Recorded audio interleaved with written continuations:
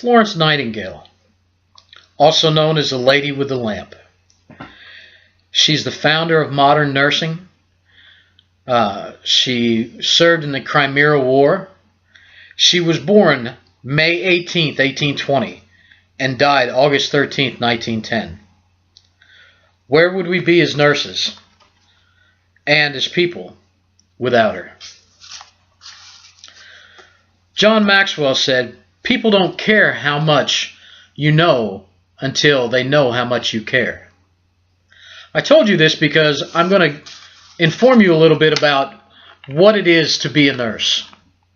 In doing so, I'm going to tell you how to become a nurse, the benefits of being a nurse, and what it really takes to be a nurse.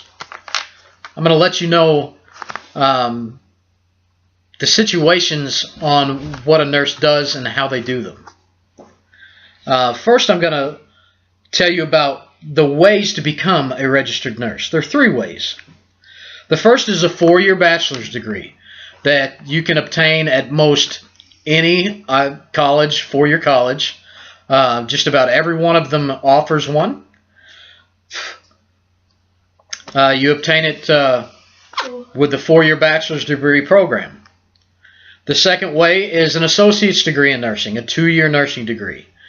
You come in, do your basics, and then you move on to the nursing program and complete it. And the third one is a 3-year program, which is a nurse diploma, which is usually done at a hospital or at a clinical settings that just do it for nurses alone. That's all that they do. Now, once you've completed this, then you still have to do something called the NCLEX for RNs, which is a national-wide test that every nurse has to take before they can get their license to be a licensed nurse, an RN. Secondly, the benefits of being a nurse is knowing you're making a difference in someone's life. From just a child coming in for a routine checkup and you hold his hand or her hand while they get a shot or something to comfort them, to working with geriatrics who have nobody to come in and visit with them for months or years at a time, and you can sit there at their bedside and just give them comfort or listen to them as they talk and tell you about the past and what they've been through. You're also the person that goes in and you diagnose them with the illnesses that they come in with. You have something called the nursing process. The nursing process involves a few different things. Critical thinking is one of the main things about being a nurse. And the benefits of it is learning that critical thinking. Job opportunities. As an RN, you can walk into any state in the United States and you can have a job the day you get there. You can also go to the United Kingdom. You can go to a few other countries, and they also all recognize your credentials from the United States. You have cruise ship nurses. You have flight nurses, critical care nurses, geriatric nurses, pediatric nurses, oncology nurses. There's so many areas that you can focus in and that you could apply yourself in that you could never be bored being a nurse. If you get bored in one field, you can move to the next and specialize there. The pay. The pay is decent for a nurse. The average nurse right out of nursing school is making $62,900 a year. Not a bad paycheck for right out of school. And as you progress with nursing and get your BSN and your master's, that does nothing but go up. It allows you more benefits for your family. It allows you more benefits for yourself. The third thing I want to talk to you about is what it really takes to be a nurse. Not everybody can do it. It's not like being a grocery tech at your local Walmart where anybody can go in and bag your groceries.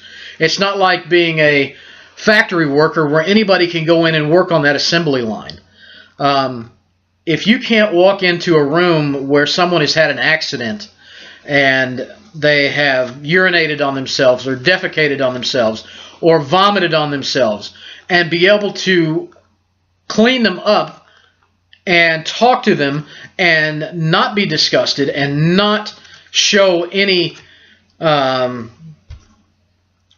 disheartening to the person that you're cleaning or taking care of, then you might be a candidate to be a nurse.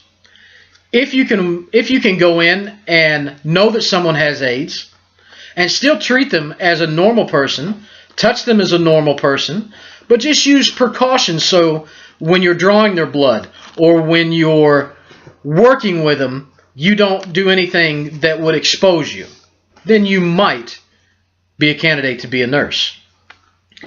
If you can walk in with somebody that's dying of cancer, that smells like death, that all they really want is for the pain to end, and you can sit and talk with them and tolerate that, and know that just your conversation with them has given them some sort of peace, you might be a candidate to be a nurse. Florence Nightingale taught us all of these things as she revolutionized what it is to be a nurse, how she worked in nasty, disgusting facilities where people would urinate and defecate on the floor, and you would have a patient sleeping right beside them, where a physician would go from patient to patient to patient and never wash their hands. And she come up and she said, hey, you know, you might want to try washing your hands between this patient and that patient, because 2 days ago this patient wasn't sick of what they are now. And the doctors were like, oh, wow, you know, that's a pretty good idea. So in conclusion, I've talked to you a small about, and I hope I've informed you about Florence Nightingale and what she really meant to nursing. How to become a nurse and what it takes to become a nurse. The benefits of being a nurse. And I just touched a small few on those. There are many, many other benefits to being a nurse. And then we talked about, and I informed you about what it really takes to be a nurse. I hope you enjoyed this, and I hope you brought away some knowledge that you didn't have to begin with. Thank you very much. I would like to introduce my audience now. Wave. Hi. Thank you very much.